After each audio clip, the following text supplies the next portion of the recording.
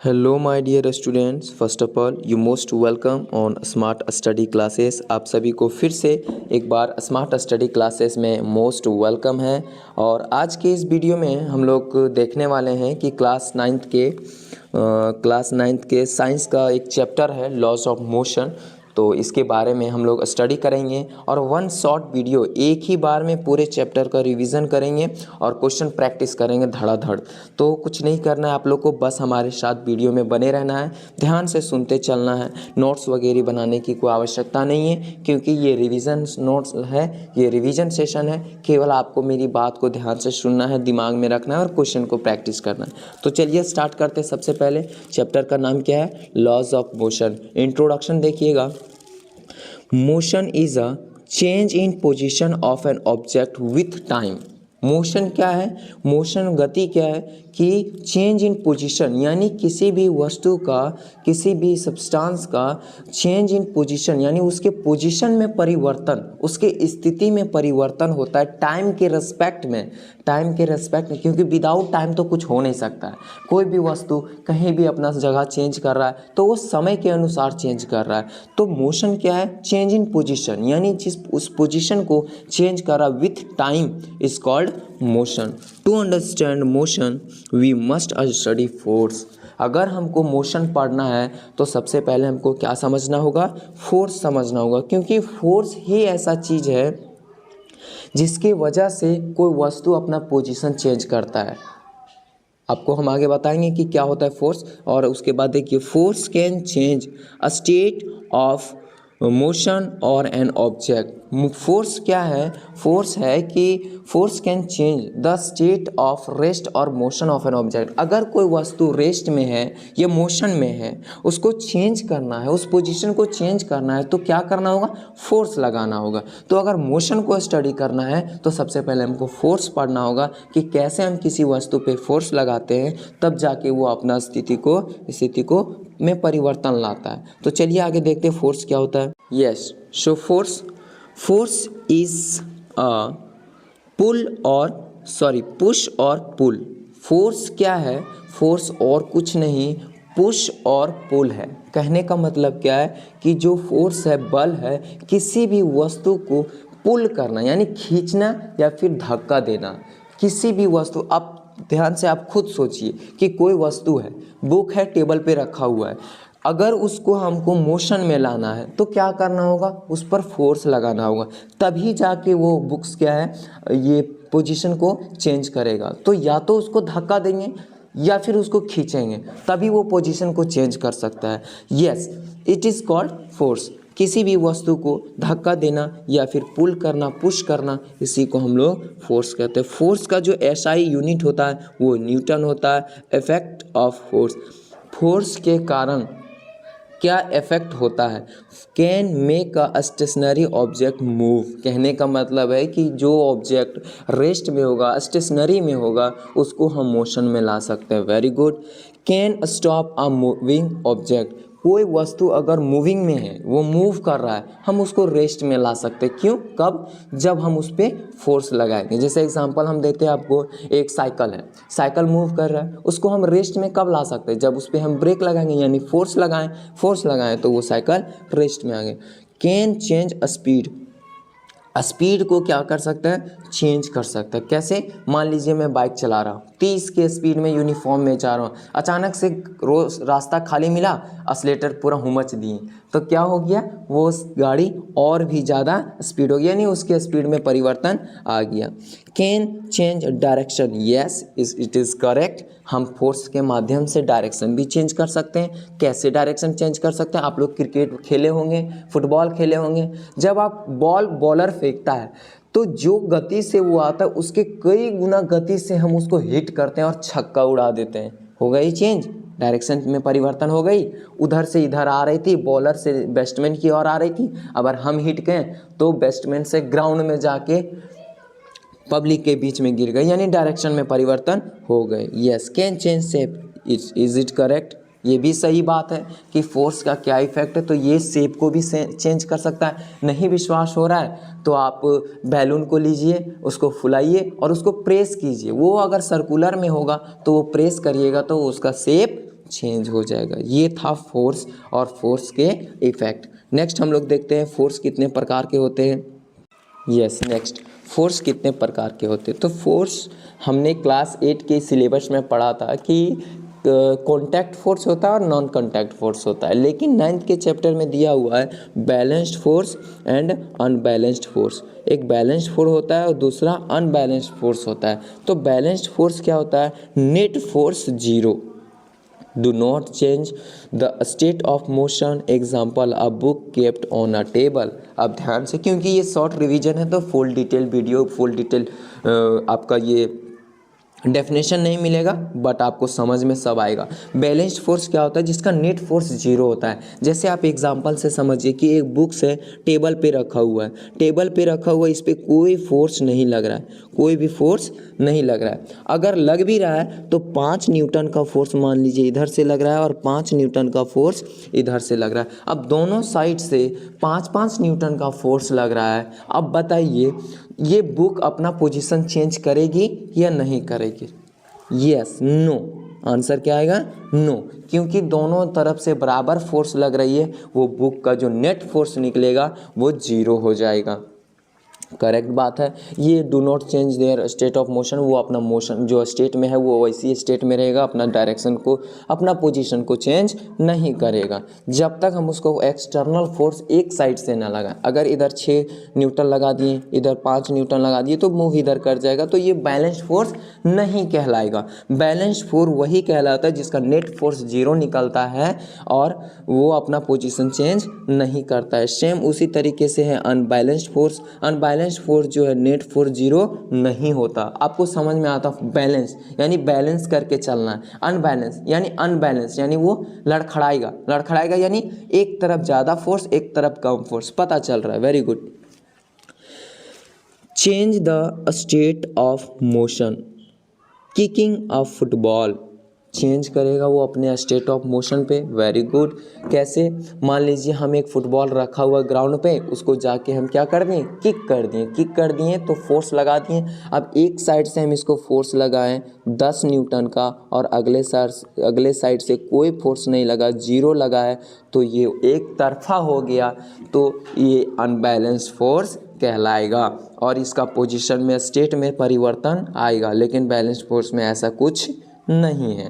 Next हम लोग पढ़ेंगे इनर्शिया के बारे में। इनर्शिया क्या होता है और न्यूटन का जो पहला नियम था वो यही था, इनर्शिया ही था। इनर्शिया को ही न्यूटन के फर्स्ट लॉ कहा जाता है। देखते हैं क्या होता है ना, देखिएगा ध्यान से।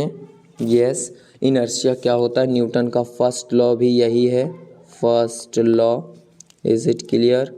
इसी को फर्स्ट लॉ भी कहते हैं हम लोग। Inertia is the tendency of an object to resist any change in its state of rest और मोशन। अब ध्यान से सुनिएगा, इनर्शिया जो है, इनर्शिया के पास क्या होता है? इनर्शिया ये टेंडेंसी ऑफ ऑब्जेक्ट है। ये ऑब्जेक्ट के पास ये टेंडेंसी है कि कोई भी बॉडी, चाहे वो रेस्ट में हो चाहे वो मोशन में है, उसको क्या कर सकता है? परिवर्तन कर सकता है, चेंज कर सकता है। उस ऑब्जेक्ट में ये टेंडेंसी होता है, इनर्शिया वो उसकी टेंडेंसी होती है कि उसमें रजिस्ट कर सके, यानी चेंज परिवर्तन ला सके, चाहे वो बॉडी रेस्ट में हो या फिर मोशन में। यही होता है इनर्शिया। इनर्शिया एक बार और समझते हैं कि न्यूटन ने पहली बार क्या बताया कि अगर कोई वस्तु है, अब खुद सोचिए कि एक बुक है टेबल पे रखा हुआ है, अब बताइए उसको क्या चाहिए? उसको तो चाहिए, अगर मोशन में लाना है तो उसको फोर्स लगाना होगा। लेकिन इनर्शिया क्या कहता है कि उसके पास टेंडेंसी है ये रेजिस्ट करने के लिए कि चेंज एनी स्टेट, यानी उसके स्टेट में परिवर्तन ला सकते हैं, चाहे वो बॉडी रेस्ट में हो चाहे वो मोशन में हो। अब देखेंगे इनर्शिया का जो होता है क्या लॉ, जो उसका टाइप्स होता है, टाइप्स ऑफ इनर्शिया, माफ़ कीजिएगा, टाइप्स ऑफ इनर्शिया देखेंगे हम लोग और समझेंगे कि क्या होता है टाइप्स ऑफ इनर्शिया। अब इसके टाइप्स पढ़िएगा तो आपको और क्लियरिटी आएगा। देखिएगा पहला टाइप्स क्या है? इनर्शिया ऑफ रेस्ट, बस स्टैंड्स, पर्सन फॉल्स बैक, यानी कि जब माफ़ कीजिएगा, स्टार्ट से स्टैंड पढ़े हम, हाँ ठीक है। इनर्शिया ऑफ रेस्ट क्या है कि बस स्टार्ट्स, जब बस स्टार्ट होती है तो पर्सन फॉल्स बैकवर्ड, यानी कि जब बस स्टार्ट होती है, आप लोग भी इस बात को देखे होंगे या फिर अनुभव किए होंगे, जब आप बस पर बैठे हों तो पर्सन पीछे की ओर जाता है जैसे ही बस आगे चलती है। इसका कारण क्या है कि बॉडी, हमारा जो बॉडी है वो रेस्ट में है, हमारा जो बॉडी है वो रेस्ट में, लेकिन बस हमारा मोशन में है। फिर भी उसके अंदर ये टेंडेंसी था कि उसमें मोशन आ गया, अपना स्टेट को चेंज कर लिया। कैसे चेंज कर लिया?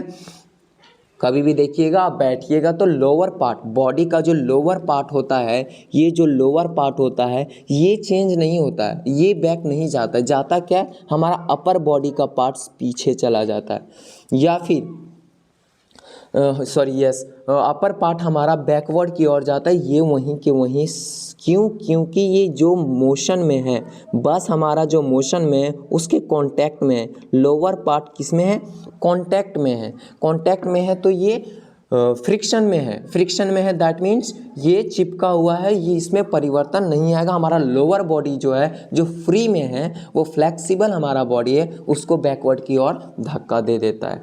तो यही होता है। तो इनर्शिया क्या बताया न्यूटन ने पहली बार, कि इनर्शिया वही होता है जो चाहे वो बॉडी रेस्ट में हो चाहे मोशन में, उसके स्टेट में परिवर्तन आ सकता है। Next is inertia of motion. Moving bus stop, person fall forward. जैसे बस चल रही है, अचानक से ड्राइवर ने ब्रेक मार दिया, जब ब्रेक मार दिया तो वो पर्सन जो है कहाँ चले जाएगी? आगे की ओर बढ़ जाएंगे।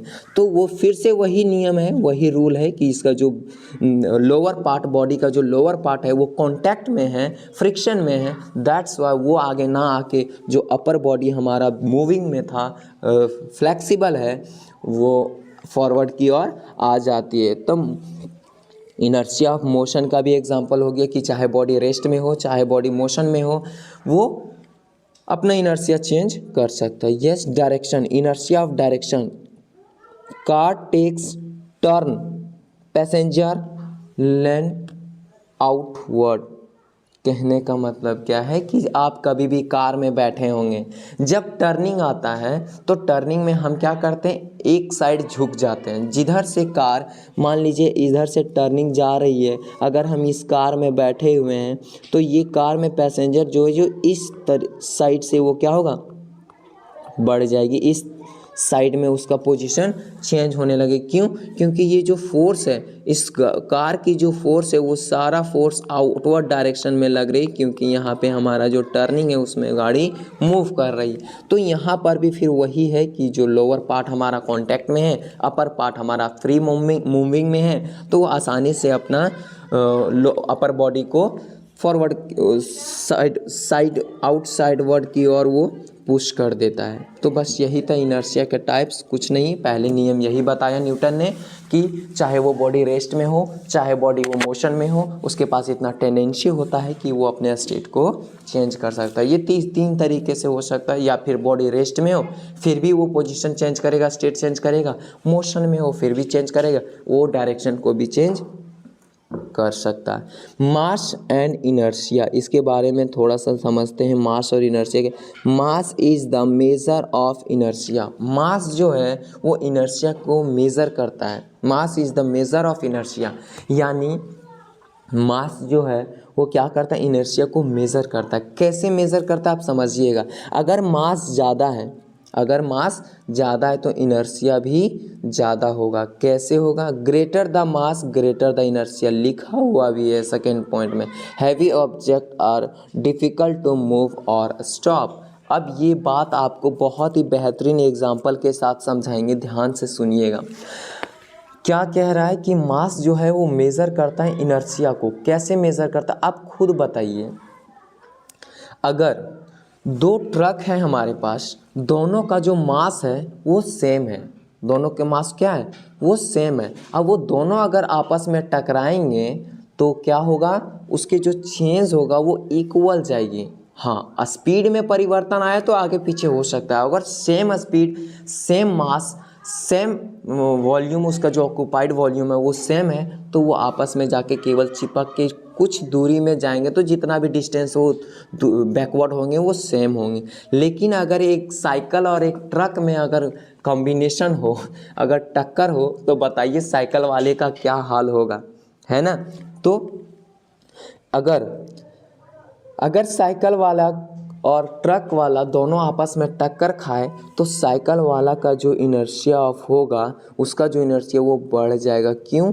क्योंकि माफ़ कीजिएगा, इनर्शिया जो है ग्रेटर मास, अब ट्रक का मास ज़्यादा था तो इनर्शिया भी किसका ज़्यादा होगा? मास का होगा। अगर हैवी ऑब्जेक्ट है तो डिफ़िकल्ट होगा उसको मूव करने में। Yes, it is correct. कैसे? तो हैवी ऑब्जेक्ट हमारा ट्रक था, और ट्रक हैवी ऑब्जेक्ट है तो उसको मूव करने में भी डिफ़िकल्ट होगा, क्योंकि साइकिल इजी से वो क्या कर सकता है, अपना वो स्टेट को जल्दी से चेंज कर लेगा, क्योंकि उसके पास मास कम है। और हैवी ऑब्जेक्ट हमारा ट्रक है तो वो इनर्शिया को उसमें परिवर्तन, यानी अपना स्टेट में परिवर्तन लाने के लिए, मूव करने के लिए, स्टॉप करने के लिए थोड़ा सा डिफ़िकल्ट हो सकती है। तो जिस तरीके से मास पे ऊपर डिपेंड करता है, अगर को पूछे कि इनर्शिया डिपेंड अपॉन, तो इनर्शिया डिपेंड अपॉन मास, वो मास के ऊपर भी डिपेंड करती है। तो हमने अभी तक क्या क्या पढ़ लिया? फोर्स पढ़ लिया, बैलेंस और अनबैलेंस फोर्स पढ़ लिया, इनर्शिया का टाइप्स और इनर्शिया भी पढ़ लिया, और न्यूटन्स का पहला नियम भी पढ़ लिया। नेक्स्ट हम लोग चलते हैं न्यूटन के सेकेंड नियम पर। नेक्स्ट हमारा टॉपिक है Newton second law of motion. Newton का सेकेंड लॉ ऑफ मोशन हमको सेकेंड टॉपिक पढ़ना है। क्या है? The rate of change of momentum of an object is directly proportional to the applied unbalanced force and take place in the direction of force। क्या था? थोड़ा सा ध्यान से समझिएगा। द रेट ऑफ चेंज, जिस रेट से चेंज होगा, मोमेंटम में परिवर्तन आएगा, वो डायरेक्टली प्रोपोर्शनल होगा। किसके डायरेक्टली प्रोपोर्शनल होगा? मास के ऊपर।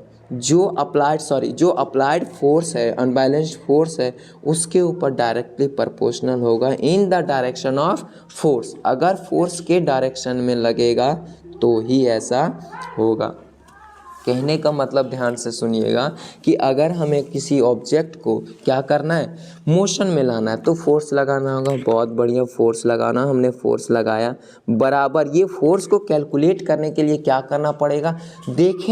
हम देखेंगे कि उसमें जो है कितना मास है और कितने एक्सेलरेशन से वो आगे बढ़ा है। अगर फोर्स को कैलकुलेट करेंगे तो यही फोर्स को कैलकुलेट करने के लिए न्यूटन ने एक फार्मूला दिया था, जो कि डेरिवेशन में अभी बता नहीं सकता क्योंकि ये शॉर्ट रिवीजन चल रहा है। तो बस आप इतना याद रखिएगा कि मास इनटू एक्सेलरेशन होता है। अब ये फोर्स, अगर हमें ये फोर्स कैलकुलेट करना है तो हमें, एक मिनट रुकिएगा, ये ई लिखा गया, इसको मैं एफ करता हूँ। Yes, F is equal to M A, यानी मास इंटू एक्सेलरेशन। किसी भी बॉडी का अगर फोर्स कैलकुलेट करना है तो हमें मास चाहिए और उसका एक्सेलरेशन चाहिए। तो न्यूटन ने क्या बताया? The rate of change of momentum, यानी जिस रेट से मोमेंटम चेंज होगी ऑब्जेक्ट, वो डायरेक्टली प्रोपोर्शनल होगा, यानी सीधी अनुपाती होगा। फोर्स इज डायरेक्टली प्रोपोर्शनल होगा मास का और एक्सेलरेशन का। यही था न्यूटन का सेकेंड लॉ, और उन्होंने बताया भी कि directly proportional mass into acceleration. अब देखते हैं जिस डायरेक्शन में वो क्या करेगा, मूव करेगा, उसी डायरेक्शन में वो फोर्स लगना चाहिए। अगर अपोजिट डायरेक्शन में लगेगा तो फिर वो नहीं होगा, यानी वो ऐड नहीं होगा। तो फोर्स निकालने के लिए देखिए, ये इधर से फोर्स लगा रहा है, अगर आप इधर से फोर्स लगा दिए तो वो कैंसिल आउट हो जाएगा, डायरेक्शन चेंज। अगर इसमें फोर्स लग रहा है और इसी डायरेक्शन में आप फोर्स लगा दिए, मास, अब इसका मास देख लेंगे कितना है और एक्सेलरेशन देखेंगे तो हमारा फोर्स कैलकुलेट हो जाएगा। यहाँ दिया भी हुआ भी है, फोर्स बराबर mass into acceleration. SI unit हमारा क्या होता है? न्यूटन होता है। SI यूनिट जो होता है मीटर पर सेकेंड भी होता है, और एक्सेलरेशन का जो होता है वो मीटर पर सेकेंड स्क्वायर होता है। Is it clear? Special case क्या है? If force is zero then acceleration zero and body remains in the same state. अब ध्यान से देखिए, अगर एक्सेलरेशन क्या होता है? वेलोसिटी, यानी एक्सेलरेशन तभी आएगा जब फोर्स लगेगा। Is it clear? एक्सेलरेशन तभी आएगा जब फोर्स लगेगा। तो एक्सेलरेशन क्या था? Change in velocity divided by time. Change in velocity divided by time, उसको हम लोग एक्सेलरेशन कहते थे। यानी वेलोसिटी होना चाहिए, गति होना चाहिए, माफ़ कीजिएगा, ऑब्जेक्ट में गति होना चाहिए। यस, तो अगर फोर्स जीरो है, अगर किसी भी ऑब्जेक्ट में हम फोर्स जीरो लगाए हैं तो हमारा एक्सेलरेशन भी जीरो होगा। मास जीरो नहीं होगा, क्योंकि कुछ ना कुछ उस ऑब्जेक्ट का मास होगा ही होगा। Is it clear? ओके, अब देखते हैं कि मोमेंटम क्या होता है। Momentum is the product of mass and velocity of an object. ये और भी आसान है, कुछ नहीं है। मोमेंटम जो है वो मास और वेलोसिटी का ही प्रोडक्ट है, यानी गुणनफल है। अगर मास और मोमेंटम को हम प्रोडक्ट को क्या करेंगे? गुना कर देंगे तो वो क्या हो जाएगा? मोमेंटम हो जाएगा। अब बताइए, मास इंटू वेलोसिटी, इसका मतलब हमको समझ में आ रहा है। मोमेंटम को हम लोग P से डिनोट करते हैं, मास इंटू मोमेंटम। इसका मतलब है कि P बराबर ma। अब जो ये वेलोसिटी है, इसका मतलब ये समझ में आ रहा है कि वेलोसिटी जो हमारा है तभी आता है, इसका मतलब कि हमारे ऑब्जेक्ट हमारा मोशन में है। इसका SI यूनिट होता है kg पर मीटर स्क्वायर, kg पर metre square. More momentum with more velocity, अगर ज़्यादा मोमेंटम होगा तो वेलोसिटी भी हमारा ज़्यादा होगा, तभी मोमेंटम हमारा तभी हमारा मोमेंटम अधिक होगा। अब तो खुद सोचिए कि हमारे पास दो ऑब्जेक्ट है, इज इट? दो ऑब्जेक्ट है, दोनों का जो मास जो है वो सेम है, m और m है, लेकिन वेलोसिटी इसका v1 है और वेलोसिटी इसका v2 है, यानी ये ज़्यादा फास्ट चलेगा v2। Is it? उसके बाद मोमेंटम निकालेंगे तो मास तो सेम है, ठीक है, तो p1 भी हमारा निकलेगा m और p2 भी हमारा निकलेगा m। v1 इंटू v2, यानी जिसका स्पीड ज़्यादा रहा उसका मोमेंटम ज़्यादा होगा। सिंपल सी बात है। अगर मोमेंटम बढ़ाना है तो आप वेलोसिटी बढ़ा दीजिए, उस ऑब्जेक्ट का मोमेंटम ऑटोमेटिक बढ़ जाएगा। Is it clear? Okay. Momentum is a vector quantity has both magnitude and direction. बहुत बड़ी बात कह दी इन्होंने। मोमेंटम जो एक वेक्टर क्वांटिटी है और इनके पास मैग्नीट्यूड भी होता है और डायरेक्शन भी होता है। क्यों? क्योंकि मोशन यानी वेलोसिटी है, तो वेलोसिटी है यानी गति है, तो गति है तो वो किसी ना किसी एक डायरेक्शन में गति करेगी। अब ऐसा है नहीं कि हम कार चला रहे और फिर एक ही साथ आगे भी जा रहे एक साथ पीछे ही आ रहे, वैसे नहीं, या तो आगे जाइएगा या तो पीछे जाइएगा, तो उसमें डायरेक्शन है। इसका मतलब मोमेंटम हमारा वेक्टर क्वांटिटी है। गुड। इसका कुछ फॉर्मूला दिया हुआ है, देख लीजिएगा यहाँ पे, वैसा कुछ इंपॉर्टेंस है नहीं, वो डिपेंडिंग अभी हमने यहाँ बता दिया कि अगर ज़्यादा मास होगा, ज़्यादा वेलोसिटी होगा ज़्यादा मोमेंटम होगा, कम वेलोसिटी होगा कम मोमेंटम होगा। Relation between force, mass and acceleration, ये बहुत अच्छी पॉइंट है। इससे न्यूमेरिकल क्वेश्चन, न्यूमेरिकल क्वेश्चन आपका यहाँ से भी आएगा। फार्मूला याद रखिएगा, F = ma और मोमेंटम बराबर मास इंटू वेलोसिटी, ये भी फार्मूला याद रखिएगा। नेक्स्ट हमारा क्या है? Yes, relation between force, mass and acceleration. चलिए देखते हैं। फोर्स और मास और एक्सेलरेशन के बीच में रिलेशन कुछ है, देखते हैं। F × a, force same mass. अगर मास सेम है, दो ऑब्जेक्ट है, अगर दोनों का मास सेम है तो क्या होगा? फॉर सेम मास के लिए फोर्स और एक्सेलरेशन को क्या कर देंगे? गुना कर देंगे, तो दोनों का जो रिलेशन है वो पता चल जाएगा। एक्सेलरेशन अगर सेम हुआ दोनों ऑब्जेक्ट का तो फोर्स इंटू मास हम कर सकते हैं। अगर बोथ को कंबाइन कर दें तो F = F, जो अभी हमने फार्मूला पढ़ा था।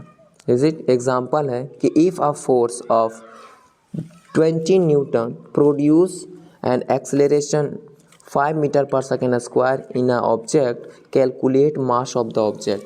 अब एक क्वेश्चन क्या दिया, तो इसमें फोर्स दिया हुआ है, कितना दिया हुआ है, कितना फोर्स दिया हुआ है, यस 20 न्यूटन का फोर्स दिया हुआ है, ओके। और एक्सेलरेशन कितना दिया हुआ है, 5 मीटर पर सेकेंड स्क्वायर का दिया हुआ। क्या पूछ रहा है, मास। मास बराबर, अभी हमने देखा कि फोर्स बराबर ma होता है, तो यह फॉर्मूला भी लिखा हुआ नहीं, लिखा कोई बात नहीं। m बराबर क्या कर सकते हैं, F बटा में a हम कर ही सकते हैं, यहाँ पे दिया हुआ है भी। अब फॉर्मूला बैठाइए, फोर्स का वैल्यू बैठाइए, एक्सेलरेशन का वैल्यू बैठाइए, आपका मास कैलकुलेट हो जाएगा 4 kg। बस यही था और कुछ नहीं है, यस। सो अब न्यूटन्स थर्ड लॉ पढ़ने से पहले हम लोग यहाँ कुछ समरी दिया हुआ है, उस समरी को अब याद रखिएगा। फॉर्मूला है, अब देखिएगा मोमेंटम का फॉर्मूला दिया हुआ है, क्या दिया है, m into v, mass into velocity, kg पर मीटर स्क्वायर, ना kg मीटर पर सेकेंड। फोर्स बराबर ma न्यूटन होता है। Acceleration final velocity minus initial velocity बटा 2 डिवाइडेड बाय t होगा, यहाँ 2 नहीं होगा, सॉरी। हाँ, न्यूटन सेकेंड लॉ भी हमने देख लिया, F equal to ma। Conservation of momentum भी देख लिया कि अगर दो ऑब्जेक्ट है, कंजर्वेशन ऑफ मोमेंटम एक बार हम आपको डिस्कस कर देते, शायद आपको समझ में आ जाए, मैंने आपको पढ़ाया भी है। क्या है कि अगर हमारे पास दो ऑब्जेक्ट है, हमारे पास दो ऑब्जेक्ट है, अगर इसका मास m1 है और वेलोसिटी v1 है, और इसका m1 है, m2 है, वेलोसिटी v2 है, अगर कंजर्वेशन ऑफ मोमेंटम करना होगा तो ये दोनों को बराबर कर देंगे, जो वैल्यू कैलकुलेट करके हमारा आएगा वही हमारा मोमेंटम ऑफ कंजर्वेशन कहलाएगा। नेक्स्ट पार्ट हम लोग देखते हैं, यस, न्यूटन का थर्ड लॉ क्या कहता है, to every action there is an equal and opposite reaction. बहुत अच्छी एग्जांपल्स हैं, आप सभी ने इसका अनुभव किया होगा। कैसे किया होगा, सबसे पहले मैं रियल लाइफ एग्जांपल देता हूँ। अगर आप बॉल को, ऐसा अक्सर ऐसा होता है कि अगर बॉल हाथ में रहा तो हम लोग दीवार पे हिट करते हैं, तो बॉल जो है उसको अगर दीवार में हिट करते हैं तो वो बाउंस बैक हमारे तरफ ही आता है, यानी जितना ज़ोर से फेंकेंगे उतना ज़ोर से हमारे की ओर आएगा।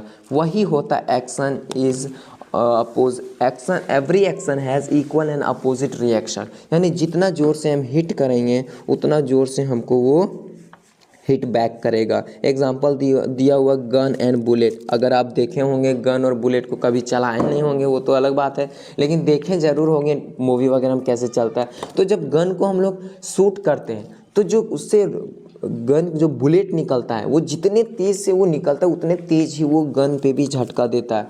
इसका बेस्ट एग्जाम्पल है ये। और उसका जो है इसी को हम लोग कहते हैं equal and opposite reaction. Car one का जो मोमेंटम है देखिए, इन वो दोनों आपस में क्या, total momentum of system remain conserve if there is no external force acting on it. अगर इधर से भी कार का F है और इधर से भी F है, अगर दोनों आपस में टकराए तो दोनों का जो है मोमेंटम कंजर्व हो जाएगा, क्योंकि एक्सटर्नल फोर्स कोई भी नहीं लगा था। यही है न्यूटन का थर्ड लॉ। बहुत आसान है, कुछ समझना है नहीं। एक्शन बराबर माइनस रिएक्शन, आपको दिख रहा होगा ये जो माइनस है, ये माइनस और कुछ नहीं डायरेक्शन को शो करता है कि ये अपोजिट डायरेक्शन में है, ये अपोजिट डायरेक्शन को केवल शो कर रहा है। तो every action has opposite reaction, बहुत ही सिंपल है। Laws of conservation of momentum, laws of conservation of momentum क्या, if object A collides with object B then total momentum before collision is equals to total momentum after collision. यानी कि जब दो object है, दोनों आपस में टकराती है, तो जो मोमेंटम शुरू में होगी दोनों के, वही टोटल मोमेंटम ही आएगा, क्योंकि टोटल मोमेंटम कंजर्व हो जाता है। इसी को हम लोग कहते हैं कंजर्वेशन ऑफ मोमेंटम। नेक्स्ट देखते हैं व्हाट इज़ फ्रिक्शन। फ्रिक्शन क्या होता है। Friction is the force which opposes the relative motion between two surface in contact. Friction और कुछ नहीं, ये एक ऐसा फोर्स है जो पोसेस करता है रिलेटिव मोशन को बिटवीन टू सरफेस, दो सरफेस के बीच में contact force, surface in contact. अगर दो ऑब्जेक्ट, जैसे ये एग्जांपल देखिएगा यहाँ पे, ये लड़का जो है ये बॉक्स को क्या कर रहा है, धक्का दे रहा है। अब ये फोर्स इधर धक्का दे रहा है, तो ये जो फ्रिक्शन काम करेगा इसके जस्ट अपोजिट काम करेगा, क्योंकि ये सरफेस से कॉन्टैक्ट में है। इसका फोर्स इधर जा रहा है और ये सरफेस जो फोर्स लगा रही है वो इधर लगा रही है, यानी अपोजिट डायरेक्शन में हमेशा काम करता है। It acts opposite to the direction of motion, यानी अगर वो बॉक्स जो है इस डायरेक्शन में है तो वो फ्रिक्शन अपोजिट डायरेक्शन में काम करेगी। फ्रिक्शन की इतना आपको समझ में आना चाहिए कि जो फ्रिक्शन कुछ नहीं क्या होता है, ये फोर्स होता है जो कि पोसेस करता है रिलेटिव मोशन को। रिलेटिव मोशन कहने का मतलब ये दोनों रिलेट करता है एक दूसरे को, फोर्स और मोशन को, और बिटवीन टू सरफेस, अगर ऑब्जेक्ट है दोनों सरफेस में कांटेक्ट में है, अगर ये इधर काम कर रहा है तो फ्रिक्शन इसके अपोजिट साइड में काम करेगी। It rise due to roughness of the surface in contact. जितना ज़्यादा रफनेस होगा, जितना ज़्यादा खदखुर होगा, अब जानते हैं रफनेस का मतलब, रफनेस होगा उतना ज़्यादा फ्रिक्शन काम करेगी। टाइप्स ऑफ फ्रिक्शन क्या है, स्टैटिक फ्रिक्शन, स्लाइडिंग फ्रिक्शन और रोलिंग फ्रिक्शन। तीन तरीके का फ्रिक्शन होता है, तीनों आप ध्यान से सुनिएगा। स्टैटिक फ्रिक्शन क्या होता है, when a body is at rest, जब बॉडी रेस्ट में हो तो वहाँ पे स्टैटिक फ्रिक्शन काम करती है।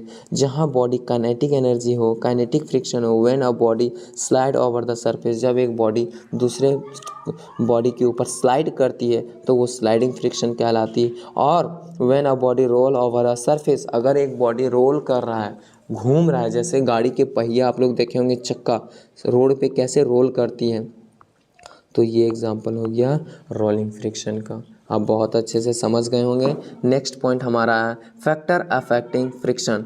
कौन से ऐसा फैक्टर है जो अफेक्ट करता है फ्रिक्शन को। सरफेस रफनेस, रॉगिस्टिटी, मोर रफनेस। सरफेस रफनेस क्या होता है, more roughness is equal to more friction, यानी जितना ज़्यादा रफनेस होगा, जितना ज़्यादा रफ सरफेस होगा उतना ज़्यादा फ्रिक्शन होगा। Force pressing the surface, more force more reaction, यानी जितना ज़्यादा, आप ध्यान से सुनिए, जितना ज़्यादा सरफेस को वो प्रेस करेगा उतना ज़्यादा फ्रिक्शन प्रोड्यूस करेगा। अब जितना, जब आप चलते हैं तो जितना ज़ोर से पैर आप ज़मीन पे पुश करिएगा ज़मीन को, उतना ज़्यादा आप आगे स्पीड से बढ़िएगा। तो बस यही फैक्टर्स है कि अगर रफनेस, जितना ज़्यादा रफनेस रहा उतना ज़्यादा फ्रिक्शन होगा, और जितना ज़्यादा प्रेशर से हम लोग उस सरफेस को दबाएंगे उतना ज़्यादा फ्रिक्शन काम करेगा। देखते हैं एडवांटेज एंड डिसएडवांटेज हम लोग फ्रिक्शन का। Advantage and disadvantage of friction. Advantage क्या है, help in walking, help in writing. अगर हमको फ्रिक्शन क्या काम हेल्प करती है, जब हम चलते हैं तो फ्रिक्शन काम करती है, तो हमको मदद करती है आगे बढ़ने में। लिखने में, जब हम किसी चीज़ को राइट करते हैं, किसी भी चीज़ को क्या करते हैं, राइटिंग करते हैं, तो फ्रिक्शन काम कर रही है, इसका मतलब मदद हो रहा है हमें लिखने में। और क्या मदद होता है, डिसएडवांटेज क्या, wastage energy due to heat के कारण एनर्जी जो वेस्ट होता है वो काउजेस वियर एंड टियर। हम लोग क्या करते हैं कि डिसएडवांटेज जो होता है, वेस्टेज एनर्जी जो है ड्यू टू हीट, कैसे होता है कि मान लीजिए हम एनर्जी क्या कर रहे हैं, एनर्जी को रब कर रहे हैं, किसी भी दो सरफेस को रब कर रहे हैं, तो उससे जो ड्यू टू हीट जो होता है वो एनर्जी लॉस होता है। क्या होता है, वहाँ पे एनर्जी लॉस होता है। तो ये था हमारा एक disadvantage. Method reducing friction. Method क्या ऐसा मेथड है जिससे हम लोग रिड्यूस कर सकते हैं फ्रिक्शन को, लुब्रिकेंट और ऑयल ग्रीस या फिर लुब्रिकेंट का मतलब होता है चिकनापन। तो ऑयल या फिर ग्रीस को किसी भी सरफेस पर लगा देंगे तो क्या हो जाएगा, वहाँ पे फ्रिक्शन कम हो जाएगी।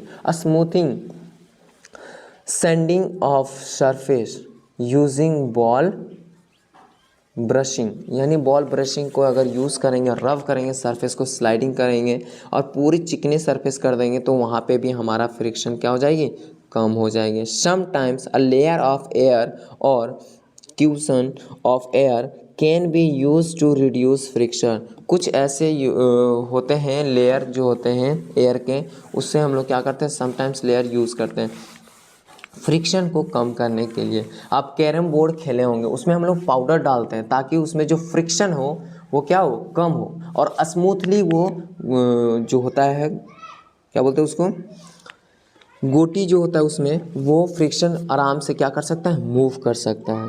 इंपॉर्टेंट पॉइंट क्या है, friction produce heat which damage machine part of और रिड्यूस एफिशिएंसी। यस, इससे जो हीट उत्पन्न होता है फ्रिक्शन के कारण, वो क्या होता है, उससे हमारा मशीन को डैमेज कर सकता है, हमारा टायर को डैमेज कर देता है। यहाँ तक कि ज़्यादा फ्रिक्शन प्रोड्यूस हुआ तो फिर वो टायर से धुआं निकलने लगता है। आप कभी देखे होंगे गाड़ी फंस जाती है तो जब वो रोल करती है मतलब फोर्स ज़्यादा लगाती है तो वो जो व्हील है वो रोलिंग करने लगता है, जिसके कारण गैस निकलता है, धुआं निकलता है और वो डैमेज करता है टायर को। यस, करेक्ट है।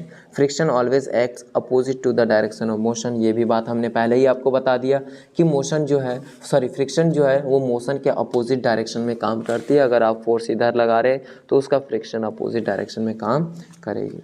नेक्स्ट मोर इम्पॉर्टेंट पॉइंट है, फ्रिक्शन प्रोड्यूस विच डैमेज। यस, ये तो सेम वही बात रिपीट हो गई।